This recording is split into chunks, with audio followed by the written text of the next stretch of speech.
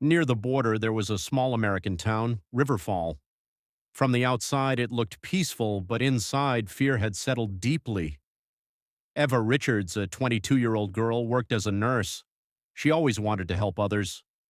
Her father had been in the army, so she respected soldiers deeply. But this time, something felt different. A new military unit had arrived in town. At first, everything seemed normal. Checkpoints, patrols, promises of safety. But slowly, things began to change. People started noticing that some soldiers were misusing their power. Eva first became suspicious one night when an injured girl was brought to the hospital. She was trembling, unable to speak. There was a kind of fear in her eyes that wasn't normal. "What happened?" Eva asked softly. The girl said nothing. Only tears fell from her eyes. This wasn't the first case. Within days, more girls arrived like her, silent, terrified. And behind every case, there was the same shadow: military uniforms. A storm began to rise inside Eva. "This is not the army we were proud of," she whispered to herself.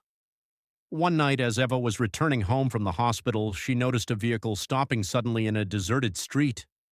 Her heart started pounding.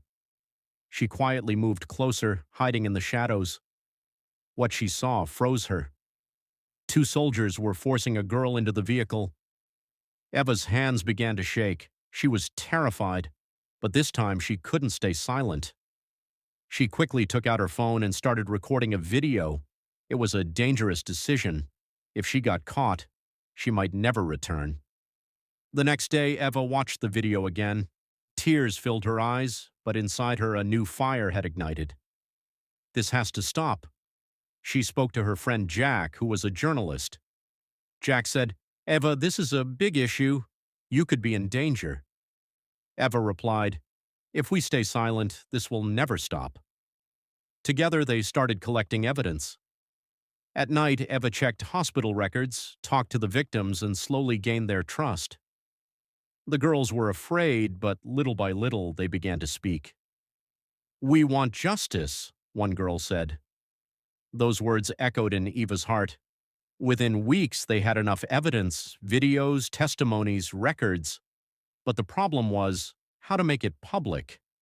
Some people within the military wanted to hide everything.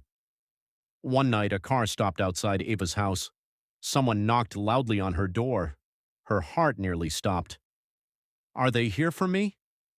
She stepped back quietly, holding her breath. The knocking came again. Then silence. That night felt like the longest night of her life. The next day, Jack said, "We have to act fast. They are getting suspicious." Finally, they contacted a major news agency. A few days later, the story spread across the world.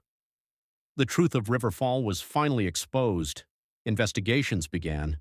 Several soldiers were arrested. Some officers were suspended. A new sense of hope returned to the town. But Eva's life had changed forever.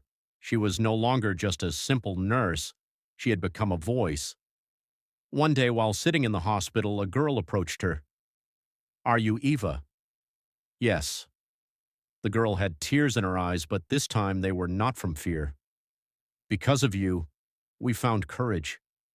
Eva smiled softly, her eyes moist. "We all did this together." Months later, the town began to heal.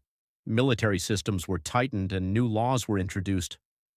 Eva opened her notebook. It read, "Silence is the greatest fear, but when someone speaks, darkness begins to break." She stood by the window as sunlight touched her face, and she whispered, "After darkness, there is always light. Someone just has to light the candle."